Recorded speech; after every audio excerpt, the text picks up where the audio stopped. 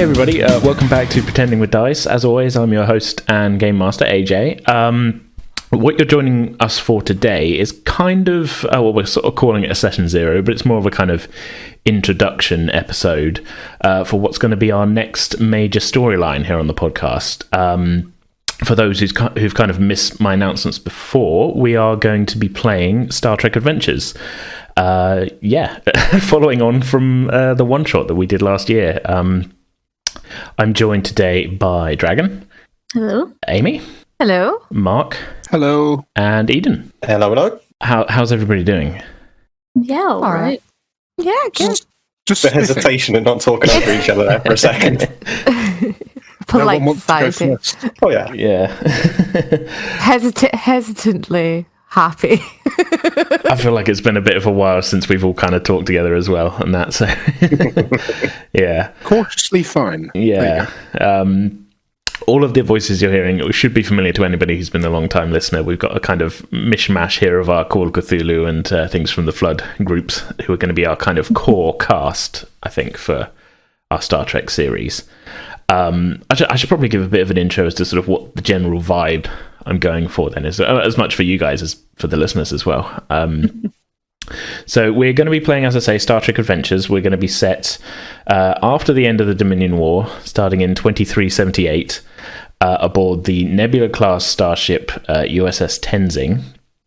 The vibe of the series, I think I'm going to be trying to lean a bit more towards the Deep Space Nine style of storytelling, with sort of like a longer arc, but with sort of blocks, storylines within it, if you know what I mean, which if we're doing a TV series would be like episodes, if that makes sense. Yeah. So while we're going to have an ongoing plot, we're going to have sort of, okay, we're going into this episode, and so that might be a compact story that will span a couple of episodes of the podcast based on how long game sessions tend to usually take and things. And I don't want to cut out any fun things that might happen. So yeah, and that's kind of going to be the vibe. We're going to have a sort of, in a non-spoiler way, we're going to be having a longer voyage, but with sort of sub-stories within it, should we say. Let's. I thought what we'd do to start off with is if each of you kind of intro your character that you're going to be playing, and sort of give a bit of a rundown of sort of what their deal is, and that a couple of them we've met before actually in the one shot. Mm-hmm. Mm-hmm. Who would like to go first? Well, as everybody went quiet, I'll jump in. Why not? Johnny Connor is my character, who you might be familiar with from last time, from the episode Accidental Away Mission. He's a human. He grew up on a Bajoran world. His parents were traders. It wasn't towards the center of the Bajoran space. It wasn't anywhere near Deep Space Nine. So when all that conflict was going off, he was kind of growing up, and he was just coming of age as it all came to a head. And he'd got it into his head that he kind of wanted to be in that, and that Starfleet was the big deal, and that he was going to be a saluting, rootin' tootin' soldier boy. But it all kind of dissolved just as he got into Starfleet. And now he's kind of, as you may have gathered from the episode where I first played him, he's kind of longing for that, but at the same time is very green and really is a little bit too stuck to the rules for his own good in some respects, where he needs to lighten up a little bit. He's the new boy. Yeah. Yeah, fresh out of the academy sort of thing. Yeah, his leaning is towards security, and he's quite capable physically. But I think in other respects, he's a bit kind of here and there. He's not got the all-rounder thing that a lot of Starfleet officers have got. I think he leans more towards, ultimately, I mean, one of his focuses is submission and bone-breaking techniques, and also hand-to-hand combat. I don't remember. Hang on, I'm gonna have to look at your sheet again, because I don't remember that one. Oh yeah, it's on there. Believe me, it's on there. Oh god. Hang on. It does sound a little bit like, Eden, you're trying to compensate for the comparisons to Arnold Rimmer from Red Dwarf. We were just making in the chat, yeah. With it's Rimmer if he was like a young Rimmer, but like if he was also really an expert in breaking people's arms. Yeah, he's a little bit less wienery than Rimmer, let's say. I think that it's more that he's really so inexperienced, and he's told himself what it's going to be more than anything else. And the reality of it is not, well, like anything where you have a dream and then you experience the reality, it's not quite what he had in mind. And as a result, he's in this kind of very extended phase of not disillusionment, but slowly adjusting and adapting and realizing that, he's going to have to change, because if he keeps going like this, he's going to rub up against everybody, as he did last time. Would you say that maybe growing up with the Dominion War going on, he sort of maybe formed this idea in his head of like, okay, no, Starfleet they're the fighters, they fight against the Dominion and that. So he's got a bit more of like a view that he's got a view of Starfleet that isn't quite 100% accurate in terms of like he thinks less of the exploration, more of the ships with big guns on them sort of thing. Is that? Yeah. I think he's got a kind of a heroic image of Starfleet. Where, I mean, really, in truth, I find like the whole diplomacy and everything and what have you, that's part of the whole Star Trek thing, that's heroic in and of itself. But he's more of a, I don't know, if he was in our generation, he'd be the type to be reading World War II stuff and being like, rah, rah, oh, it was such a righteous fight and all this kind of stuff. Where it's like, that's not quite the truth of it, but you have your vision of it, and that's fine. Yeah. I mean, I think you fully embodied it with the avatar that you sent me of him holding two phasers, just ready for whatever comes at him, because one phaser's not enough. Of course not. Yeah. No, he's got to be ready to defend himself from all angles. Yeah. But yeah, I think that covers the bases just about. And as I say, you can, if you're a first-time listener, if you're listening to this and haven't gone back to the old one, then go back to the old one and you'll get a sense of what I already came up with for that character. I mean, it still feels like it was pretty recent to me. You say old one, but like I guess it was like a year ago. Oh, yeah. I should also add what poor Murphy had to put up with. Oh, yeah. Yeah. Well, that's a good way of segueing into your character then, Amy. You're playing Murphy again. Yeah, I'm replaying Lyra Murphy, who is a half human, half Bajoran. She was born on a frontier colony during the frontier planets that the Cardassians and the Federation had arguments over. Because of that, she was sent home to her grandparents, and her parents unfortunately died on the frontier planet fighting the Cardassians. And she grew up on Earth. That's partly why she joined Starfleet, because she wanted to see the galaxy and see like where her parents were, like, why did they fight for this hunk of rock and just didn't leave. So that's part of her reason. So she has a great distrust and hatred for Cardassians. And last time, that was partly why she was on the mission, because of an incident where she was due to get a promotion, but unfortunately her temper got the better of her with some Cardassians at a... On board a starbase or something, wasn't it? I think it would said, it was on a starbase, and they had an argument, and Murphy did not get her promotion. A few hands were thrown. Yeah, but she knows herself very well. She knows that it was her own fault. It was her temper. Her temper got the better of her. That's why she got punished. That's why she's still waiting on her promotion. But she's also in security. She's got more of a mind for the technical side, but she does have a really good right hook. I think you're technically Johnny's boss as well. Yes, I am Johnny's boss. She has a lot of shit to put up with. Constantly questioning the rules. Not so much the rules. He just keeps giving her like filling out report forms that so and so is isn't like the standard of Starfleet regulations. She's like, oh my god! All the reports end up on her desk, sort of thing. All the reports end up on her desk. Yeah, she's always on his case. Yeah. So yeah, with your character, I think Johnny's the only one we've taken the sort of. There's a specific trait, isn't there? I can't remember. Let me load up your character sheet. Untapped potential, which means you're new sort of thing. I think you're. So Johnny's the only one with that, but everybody else has been in Starfleet for a couple of years. I think is the general vibe we're going with there. Okay. So Dragon or Mark, who would like to go next? So I am playing Dr. Irela.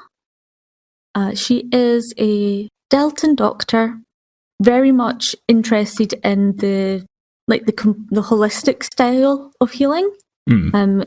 Deltans have an ability to ease pain with skin contact, which is kind of what pushed her towards the more medical side, like the physical medical side instead of psychological.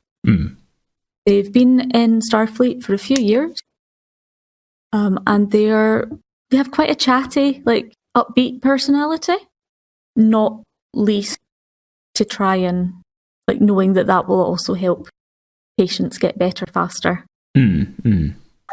There are some telepathic, so that could be interesting. Yeah, with some come of in handy. Yeah, the empathy thing as well. Like I say, it's interesting. I can see that would be helpful as a doctor, but also at the same time, if you've got a lot of patients in pain, is that going to affect you as well? There's a lot to explore there.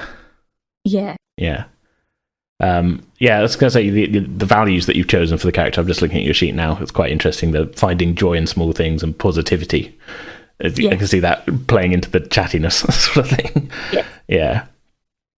And again, I guess this is sort of this isn't really a spoiler. The thought I've had for how we're going to start is that your character is going to be newly assigned to the ship as we open, sort of thing, as a kind of the new chief medical officer, if that makes sense.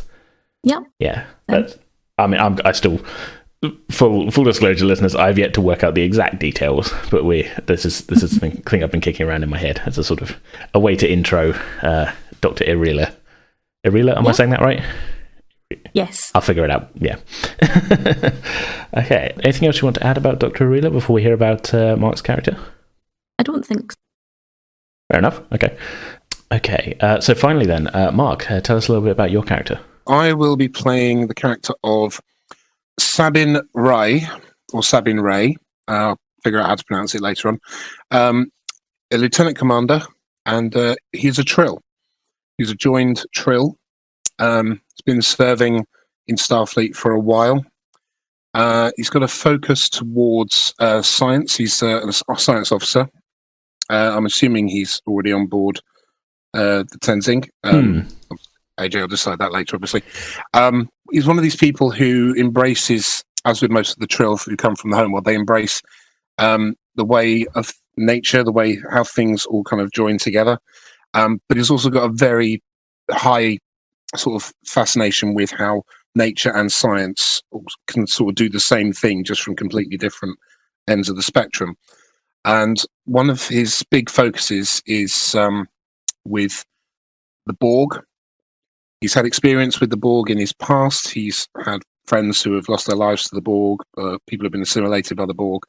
But despite going through all of that, he's got a very big fascination about how the Borg is kind of it's almost like the cybernetic equivalent of joining with a symbiont. So how the Trill join with symbiote. He's very focused on the idea of, is there more to the Borg? Is there a way that we can more clearly understand the Borg? So that's one of his main fascinations. He's both frightened by the Borg, but also fascinated by them. His main kind of expertise area is in anthropology and xenobiology. He's very fascinated with natural things, but he's also quite a dab hand with cybernetics as well. The fact that he is kind of so interested in the way the Borg operate means that people don't always feel they can trust him in a weird sort of way, because the Borg terrifies everybody in Starfleet. It'd be silly not to be terrified by the collective in any way, but he doesn't seem to show the same level of sort of fear and caution. He's very keen to kind of dive in and explore things and figure out what makes them tick. So people are maybe a little bit worried, like, okay, we were all interested in what the Borg's deal is, but this guy seems a little bit too into it, kind of thing. Is that the vibe he's giving off, sort of thing?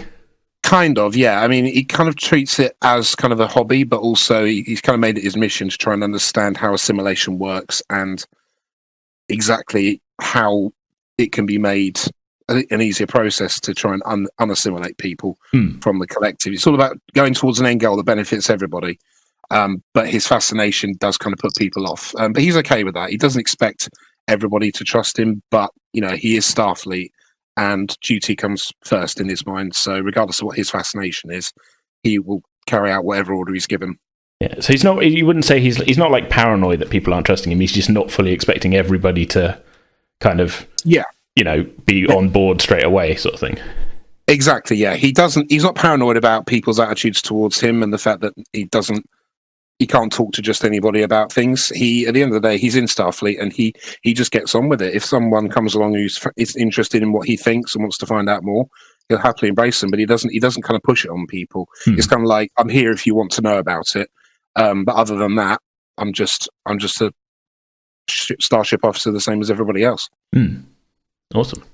Like I say, I'll have a think about whether I don't want it to be like, and start the show, everybody's new to the ship, because obviously that. But I think we can come up with a we'll think of a sort of, I don't want to say backstory, but like whether he's been on the bridge for a while or whether he's just transferred up from somewhere else or something. I'll have a bit of a think, and me and you can sort of put that together. Yeah, sure. I think. Cool. Okay, that's the 4 kind of core characters, I think. I will say, we're probably vibe-wise... I keep saying vibe. Vibes. I've sort of had a thought that maybe we're going to be, as we're sort of going for a sort of slightly episodic structure with some things, there's plenty of scope there to have sort of people drop in for a recording session as another character at some point, as a sort of guest star type thing, which is something obviously happens a lot in Star Trek and things. So, but I feel like I say, this is going to be our kind of core crew, and then we can obviously, have people drop in as like, this week the chief engineer is going to be a bit more to the fore, and it's being played by somebody else. So, we'll see how that sort of pans out.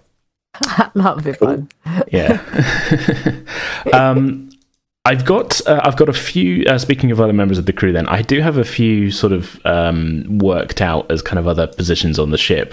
Figure we could go through them, and then I've got a lot of empty spaces.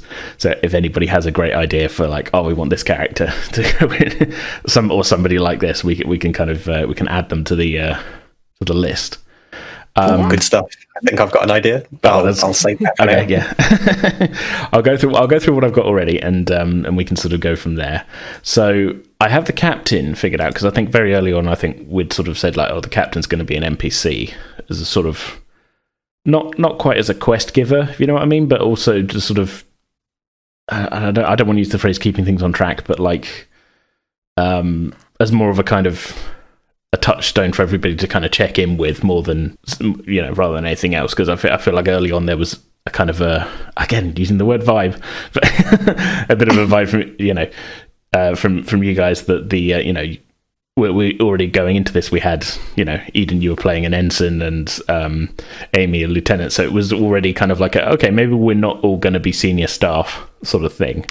It kind of makes more sense, to be honest, unless someone wants to play a commanding role. I think for like the command structure, it makes more sense and it more accessible, really. It also gives it the kind of feel of the Lower Decks series, where the captain is present, but they're not the sole focus of the episode. Yeah. And the rest of the bridge crew, they have little appearances here and there, but it mainly focuses on the people outside of the senior staff that are carrying out the daily routines and doing the jobs on board ship. So it kind of works to have them as an NPC, I think. So they are present there, but the episodes. Yeah. You're definitely. I mean, it's definitely going to be a character that you're, interacting with on a regular basis.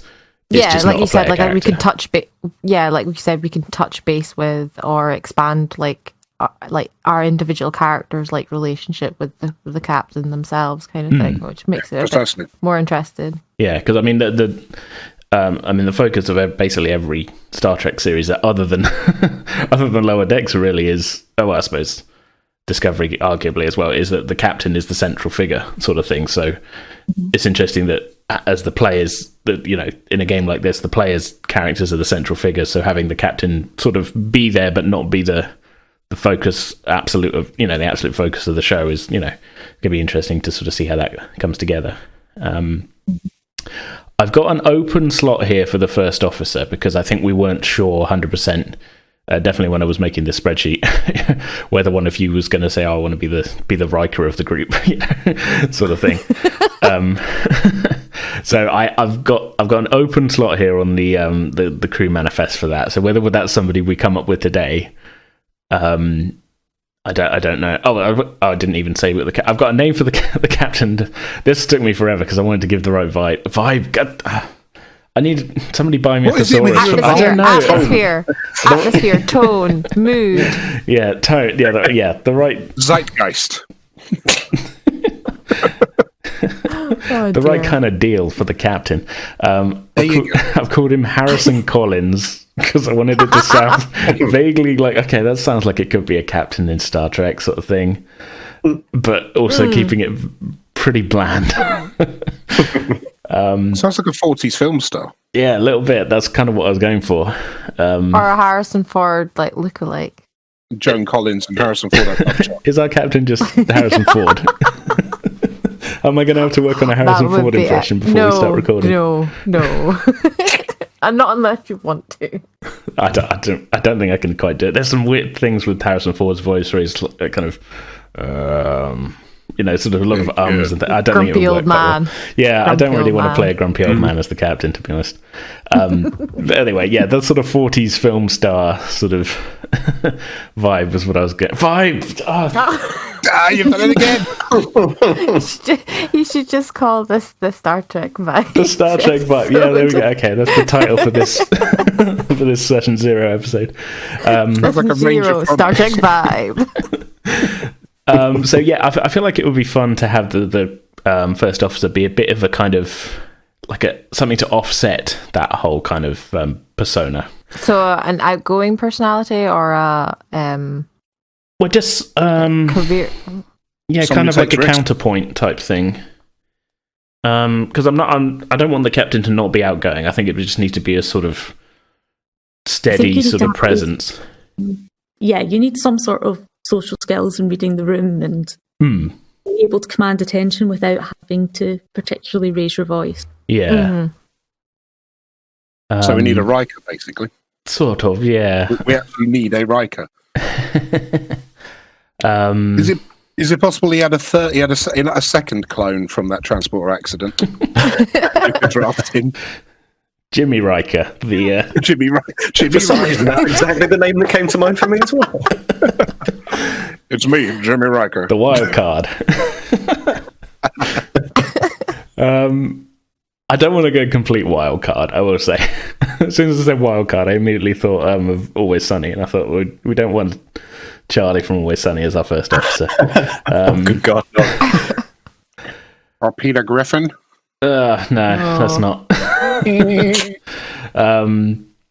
I would rather go with Stan than Peter Griffin. Well, we can come back to the first officer, I think.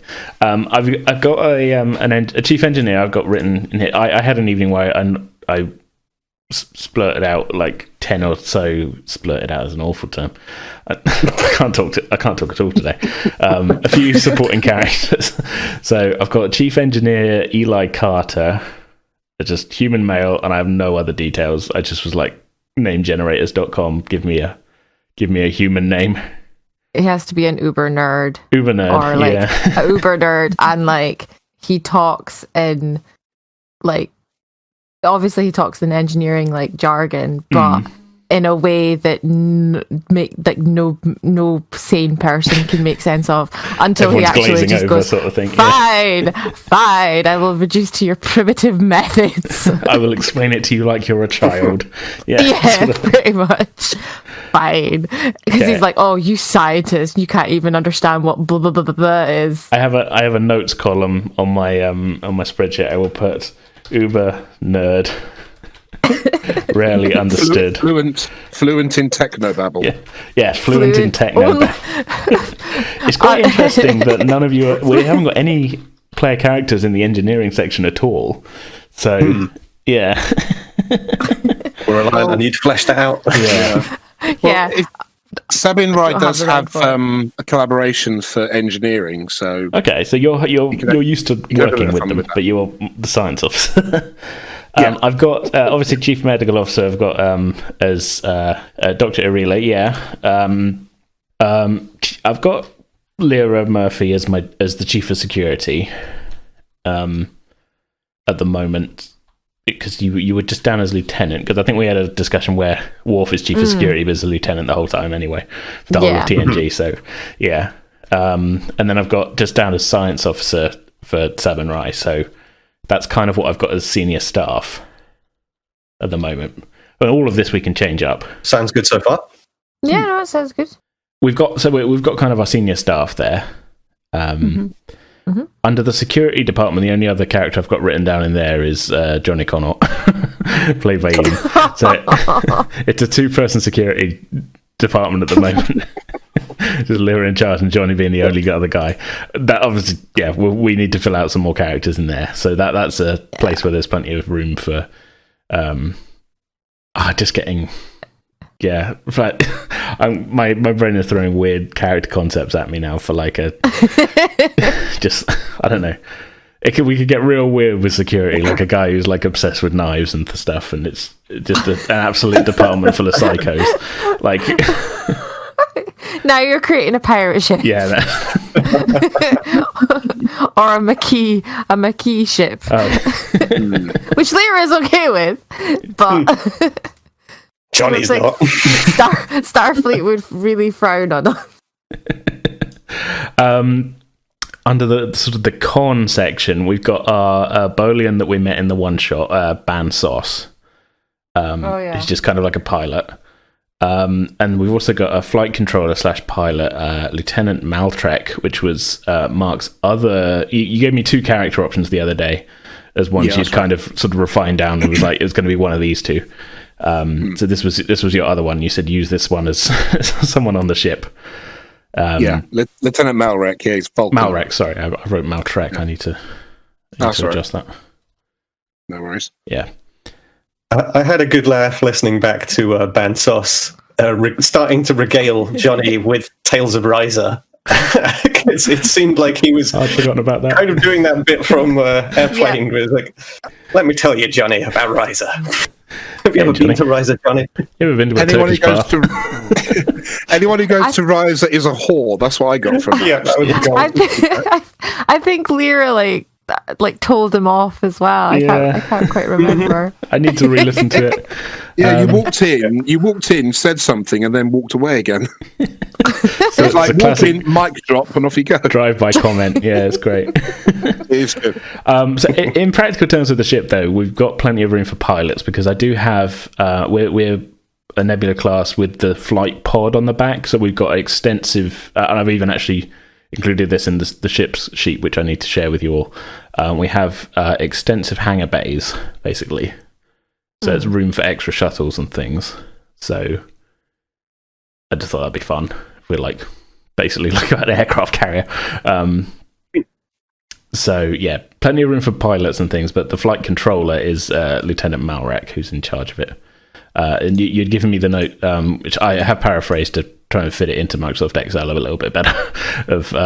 He's got survivor's guilt from losing his brother in a terrorist bombing on Vulcan by logic extremists who attacked a peaceful gathering that he had convinced his brother to attend. And if he hadn't persisted, his brother would still be alive.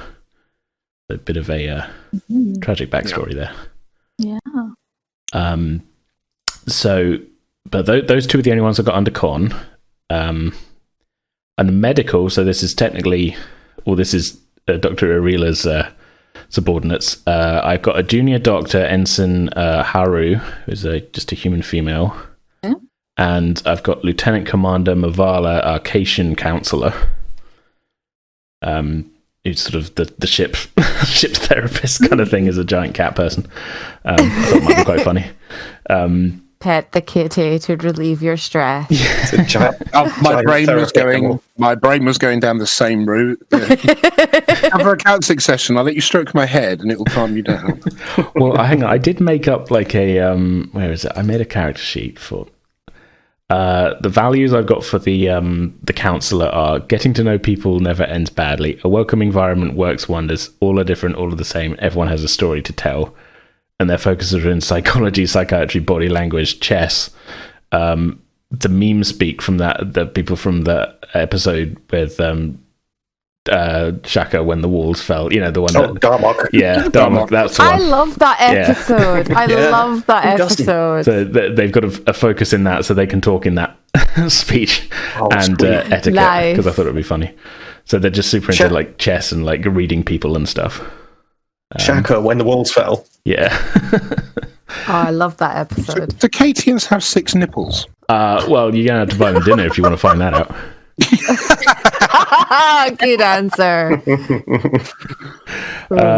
Just thinking, who else have I got? I came up with a Betazoid lieutenant who works in astrometrics under the sciences. That's the only sciences officer I've got, other than yourself, obviously, Mark. Nobody in engineering except for that chief engineer.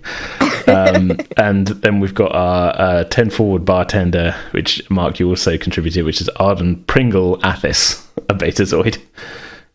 Not sure where the Pringle came from. The Pringle please tell me that's his nickname, please. It's in inverted commas.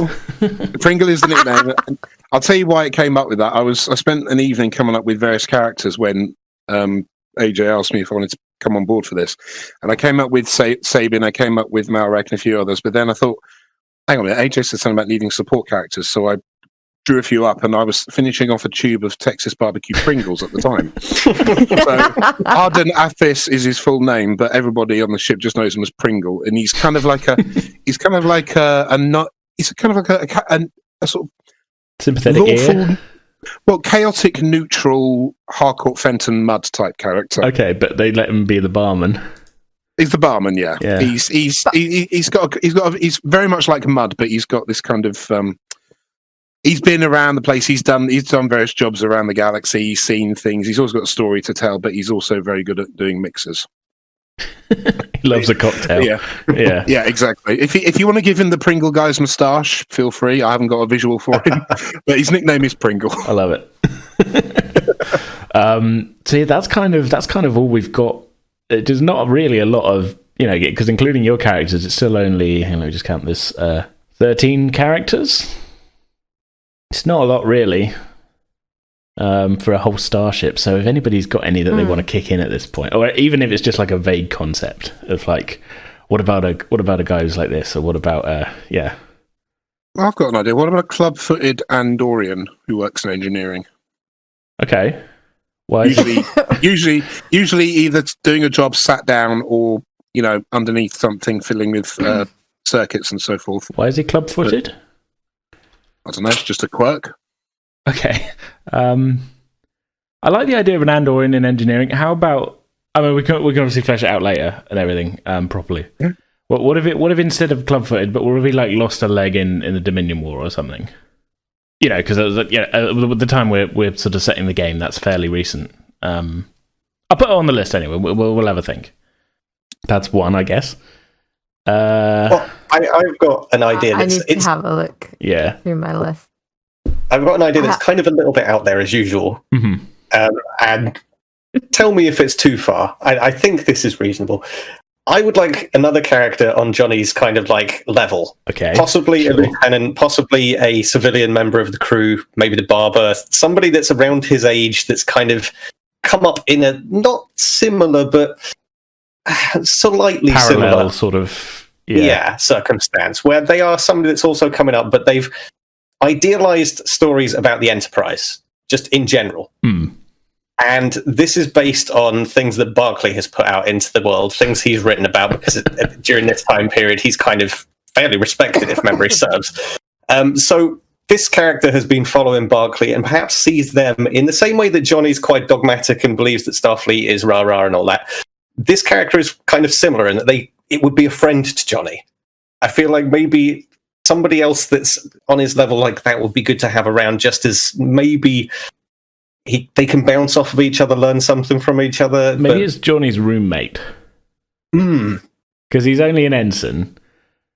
So yeah, he could have gotten really lucky and kind of moved into a room where somebody's got like a picture of the Enterprise on the wall and there's a signed thing of Barclay on their desk. I mean, it's a big ship, but like you're an ensign, so I feel like it would be shared rooms, but I'm not talking like, okay, all the ensigns are in like a big barracks together or something. It's just like double rooms. Like a bunk. Yeah. Yeah, like a twin room kind of thing. Yeah.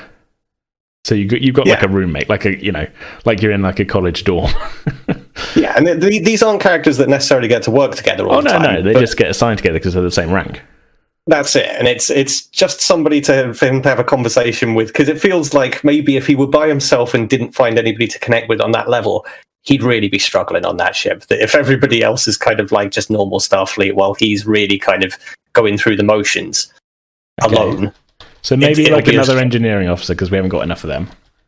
Yeah, engineering. That sounds good. Another so also grown up with sort of Tales of the Enterprise. I feel like if it's Barclay, it would be engineering, because Barclay was an engineer, I think, on TNG. He was, yeah. Yeah, because Geordie was. But again, this is where it's sort of like, this isn't the truth of Barclay or the Enterprise that this character believes in. This is kind of like an idealized version of events where Barclay was the hero that he thought he was. That version that Barclay played. Yeah, he was the greatest computer engineer. Yeah, it's the greatest holo engineer. He certainly didn't make weird holo programs novels where he made out with his co-workers and stuff. Exactly. He believes that version of Barclay, the one that Barclay made for himself, that idealized kind of front, because that's probably the kind of bullshit. Yeah, you read about it on Barclay's blog. Exactly. That's what I'm thinking. It's the kind of thing that Barclay would write about himself to tell others, because he's not necessarily going to have learned over the course of all the episodes that he's in. We do see that he tries, but he never really stops being who he is. Yeah, and that's kind of a liar and not necessarily a cheat, but somebody that's always going to kind of misrepresent themselves. And perhaps this character's a little bit like that. Okay. I'm just putting in notes here. Idealizes Reg Barclay. Why do I remember his full name? Because he's a great character. He's a great character. Johnny Cornaught's roommate. Okay, so is this guy human? What are you thinking? I think another race might be fun. I think maybe even a Ferengi. Okay. Because they might be the types to necessarily have bought into kind of like slightly stylized stuff. Wouldn't necessarily have read between the lines of humans lying about that kind of thing, or even possibly embracing that side of things, where maybe he's even slightly aware that Barclay is embellishing, but hey, that's fine. He's a well-respected officer at this point, so why not do that? Yeah, I'm up for that. By this point, we're a couple of years past Nog joining Starfleet, so yeah, that works. Yeah.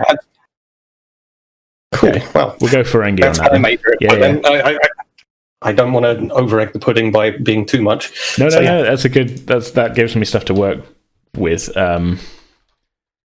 So I've put him in engineering. Here's what I'll come up with a name later, unless you can think of a typically Ferengi name at the moment, which is normally like one syllable kind of.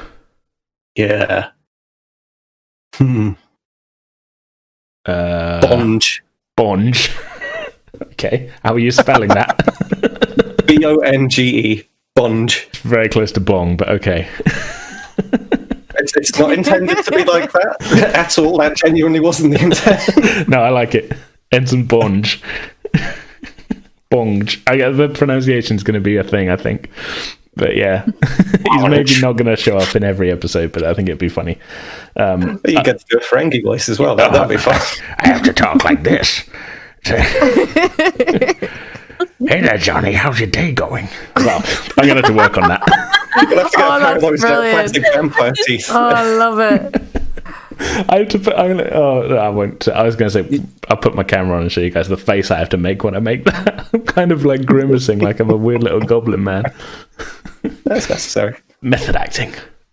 It kind of helps to put the tongue to the roof of your mouth. Yeah, well, no, I'm kind of like jutting my bottom jaw forward a little bit, like I'm making the troll face kind of meme face thing. Yeah. It's tough. I'll come up with a proper voice that doesn't destroy my vocal cords when we're actually doing it. But I like that we've got a roommate for Johnny. I feel like the rest of you, though, are a little bit higher up in rank, so you guys get your own rooms. So maybe Johnny's the only one with a roommate. Yes. Yeah. I think anything above lieutenant, you basically get your own room. Yeah. Well, anything above ensign, really, you get your own room. It's only ensigns and down. Sure. Okay. Well, there's a lot of things. There's a lot of sort of empty things that. So. Do you think we'd need another tactical-based officer? I mean, we've got chief of security, obviously, but do you think it'd be good to have another person with tactical experience. I mean, what, to sort of man the tactical console at the bridge or whatever? I don't know what that would come under. So I could. You mean another Lackley for me? Yeah. Somebody has to report to you. Yeah. Yes. So you would be Worf when you're on the bridge, but if you're on an away mission or something, then this person somebody else steps in. Yeah. Yeah. So they could be like your second, like higher up than Johnny, but able to. We're giving Johnny another boss. That's fine with me. Not as such. I cannot remember what the blue people are called. Well, there's two types. There's Bolians and there's Benzites. Benzites are the ones who have. I don't know if you remember that one where he's got like a kind of little rig in front of him that's like a vape rig. Yeah, the breathing apparatus. Yeah. No, the other one. It's the other one I'm meaning. So Bolians, Bolians are just blue people, and then there's Andorians as well, but yeah, Bolians are just they're kind of bald blue people. The Andorians have the antenna. Don't they? Yeah, that's the one. Yeah, but not that. Bolians have the line down the middle of their partition on their face. Worf's hairdresser from Schisms. Yes. Oh yeah, that one. Yeah, we do need to come up with a barber as well. Okay, so yeah, Bolian are putting down security /tactical. If this is going to be Murphy's second, we'll make them a lieutenant, I guess. Yeah. Yeah, she needs a buddy. Someone to complain about Johnny about. Yeah. Okay. Bolian, male or female? Yeah, let's go female. Okay. I don't remember seeing many female Bolians in series. No. So, I think it'd be good to go down that route. Yeah, let's go for a female. Okay, I'm just putting Murphy's second in notes. We can come up with names and things later. I kind of put you on the spot there, Eden, with the Ferengi name, really. I always like coming up with names. You know me on all those ones where we come up with town names for your D&D setting. Yeah, like give me 10 weird names for places. Yeah. Okay.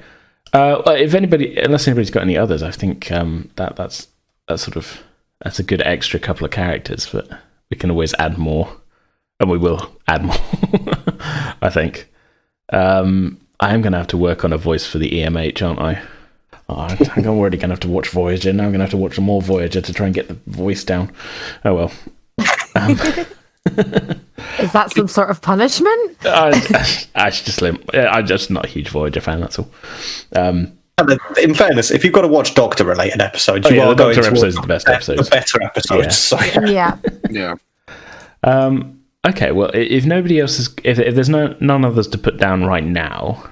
Well, I don't know, Dragon, have you got like somebody you want to add to your department? That's maybe how we should have organised this, really. No, but I'll probably have something for you before the next record. Okay, well, let me know. Come up with your assistant or something. Yeah, cool. Okay. All right, does anybody have... I mean, this is a sort of a short intro kind of thing. Has anybody got anything else they want to add before we kind of bring this to a close? Because I don't really want to sort of spoil what's coming up in the story so much at all or anything, but... I had one question for Mark about his character. How many lifetimes has this Trill experienced? Oh, that's a good question. 2 lifetimes previously, so the joining with Sabin is the 3rd one. Okay. So Ray, I've decided Sabin Ray, so R-A-I Ray, I'll pronounce it. So Ray is the name of the symbiote, or the symbiont, and Sabin is the host. Okay. That's actually helpful for me as well. I'll put that in the note. Yeah. What I might do is do a little bit of digging into the 2 previous lifetimes, or at least the time, what was going on at the time that they would have been. To maybe draw an experience, because I know in the rulebook it says if you're joined Trill, you can draw on experiences from a previous host. It would be helpful if you gave yourself something to draw from there, I think. It's like my second host was this, or my first host did this, or, Yeah. Exactly. So that's exactly what I was thinking about. I was very curious about that. Yeah, fair dues. But yeah, I'll do some digging and place timelines for when the previous 2 hosts were about. Awesome. Okay, well, if there's nothing else to add, then I'm all I sort of got to add to say is that I'm looking forward to playing and hoping you guys have a good, fun time when we do, and I hope our audience is looking forward to it as much as I am. Yeah, it'll be good to get back. it'll be good to get back into this again. It's been too long. Yeah, I think by the time, because when you were last on was Call of Cthulhu, wasn't it? Which that was in 2019. 2018, 2019. When did we start it? I think it was late 2018, I think. Yeah. It was like November. Yeah. Late 2018, wasn't it? Yeah, because it's been a while. Let's put it that way. It has been a while. Yeah. But again, listeners, a little peek behind the curtain. We are recording this in March 2021. I don't think it's going up then. But greetings from the past, I guess. I'm going to cut this out. It's one of those days. It's artistic license, AJ. Yeah. Just roll with it. Yeah, fine. Time isn't Feel real. the vibe. Feel the vibe. Oh, no, I'm doing it. Yeah, that's right. I passed on the vibe like it's a Borg nanite. Okay, cool. Well, we'll look forward to sharing our first episode with everybody. Hopefully, if my future self's planning comes together, it should be the very next episode after this one. So we will see you next time with the starting of our story. But yeah, thanks everybody else for joining me for this. This has been a fun little intro for each of your characters, I think, and there's a little peek into what we've got to come. Totally, yeah. Thanks for having me on, as usual, yeah. Thanks for inviting me on board. Yes. Okay, I will now awkwardly end the podcast by forgetting how all of our links work. So I will record that later, because effort. Space. Yeah. Final frontier. I should have done that at the start, really, shouldn't we? Yeah. And now I've got to leave this in. You can record it and add it afterwards, mate. I haven't got a voice for the captain yet to work on my Harrison Ford impression. You could go Welsh. You could go Welsh with it, maybe. Space, the final frontier. These are the that would throw a lot of people off, I think. It might do. I just wish there were more. It would complete my tour of poor accents of the British Isles.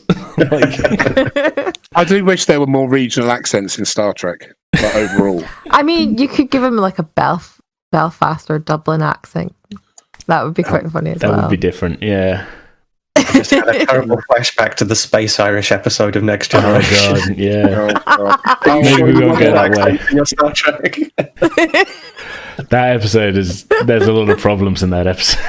That's the one where the girl gets Riker to wash her feet. Yes, that's the one. Yeah, that episode's so bad. Riker goes to Scotland in season 7 as well.